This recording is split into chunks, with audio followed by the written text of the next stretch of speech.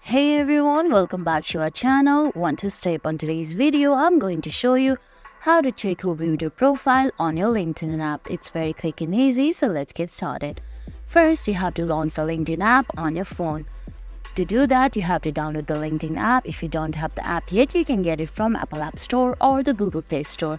Now launch the app, and at the top left corner of your screen, you can see your profile icon.